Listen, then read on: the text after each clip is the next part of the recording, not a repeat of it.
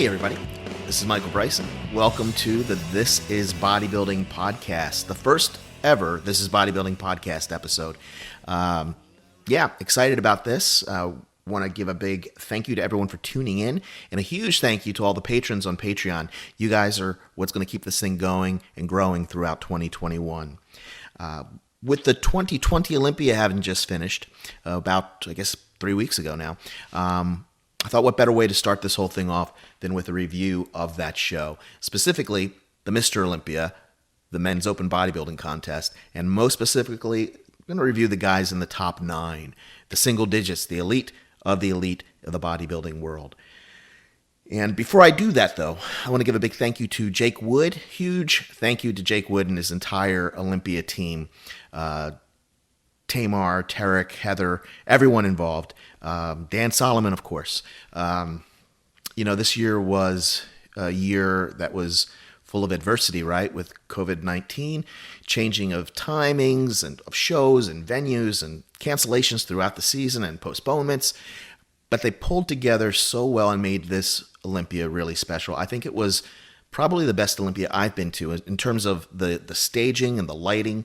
Everything was amazing. I thought it was much better than the shows at the the Orleans Arena, in Las Vegas.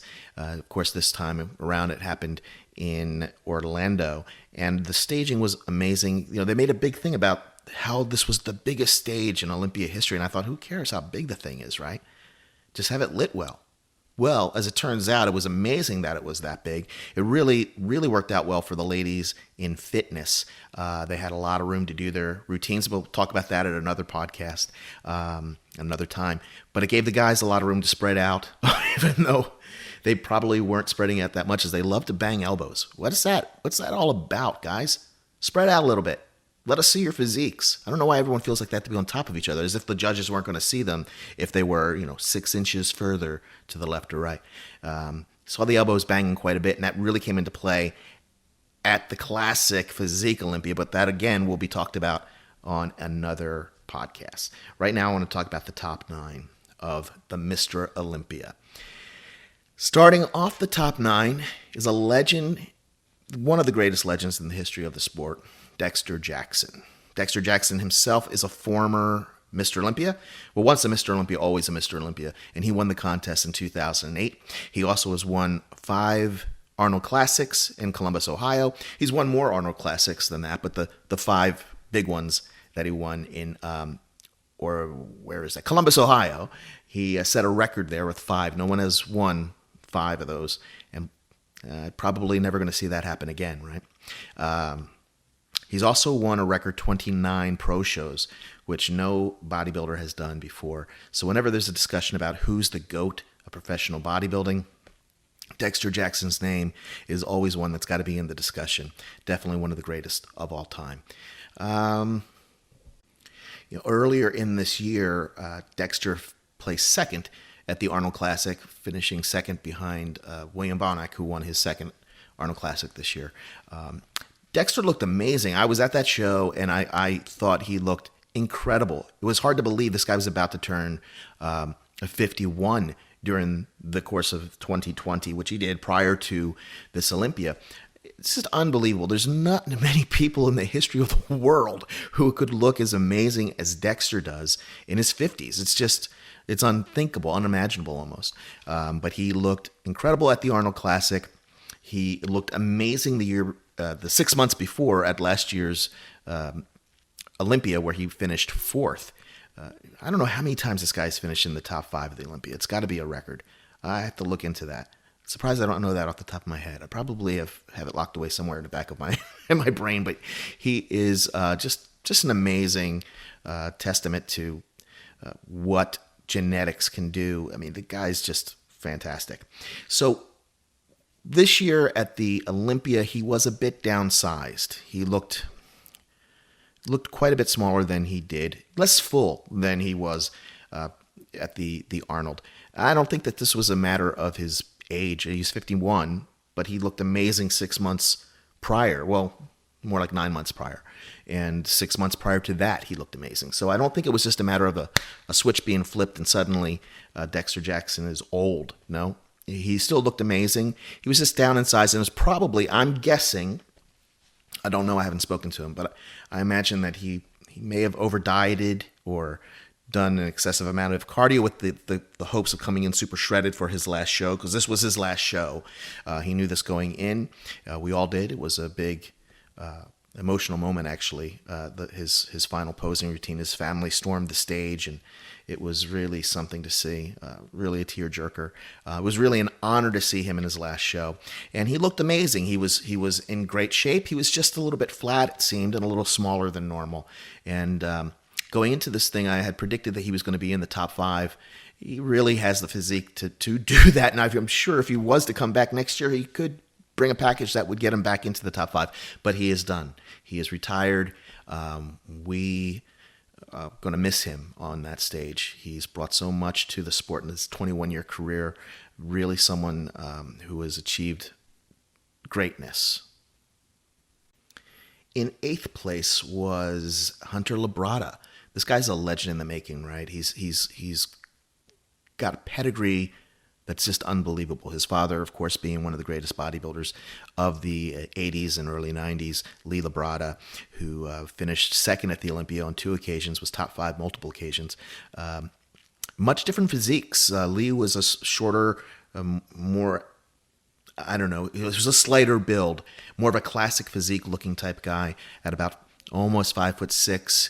He used to compete at the 175 to 195 range in pounds, right? Well, his son, Hunter, is huge. I mean, he's got to be, I'm guessing he's 5'10", 5'9", but he was right around the 250-pound mark leading up to the show. I don't know what he weighed actually on stage, probably just below 250, 250 pounds. Big guy, and he's got humongous potential.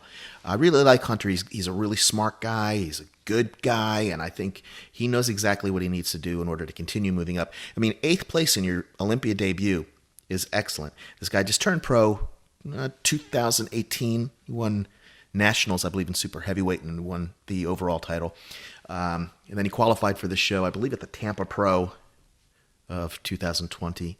And yeah, he looked great. It's just, he knows what he needs to fix, and he's talked about this. It's just, his back needs a little more thickness, a little more depth of detail. It's all there. It's all going to be there. Give him another year or two, and the guy's going to be absolutely phenomenal. He already is, really. His conditioning could be a little bit better too. He was a little blurry, but this is stuff he knows, and it's fixable. And I think in the next couple years we're going to see him in the top 5 for sure. The sky's the limit, really, for him. Great posing too. His posing routine was awesome. You wouldn't expect anything less from a Labrada. But Hunter is his own man, right? He's not Lee Labrada, the second coming. He is the first coming of Hunter, and I think we're going to see great things from him in the future.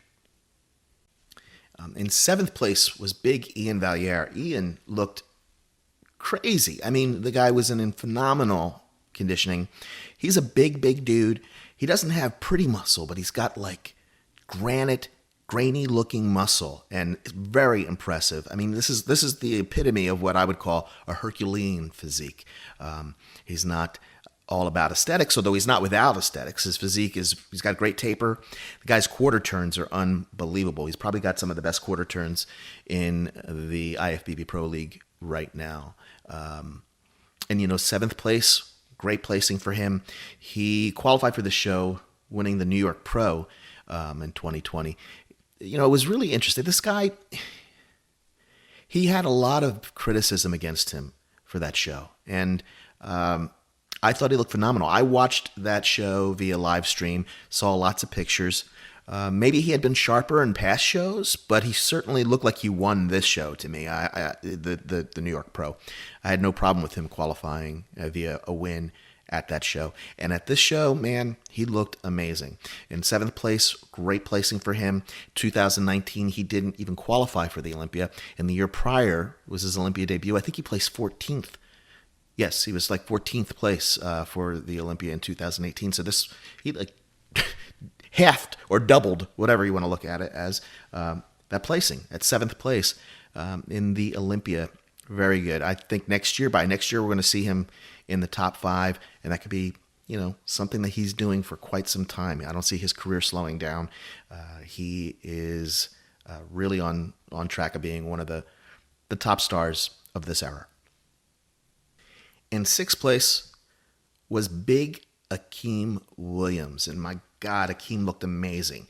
This was the best I've ever seen the guy look. He was sensational. The guy's got really some of the biggest limbs. His arms and legs are huge. His entire physique, he carries a massive amount of muscle mass, thickness, density.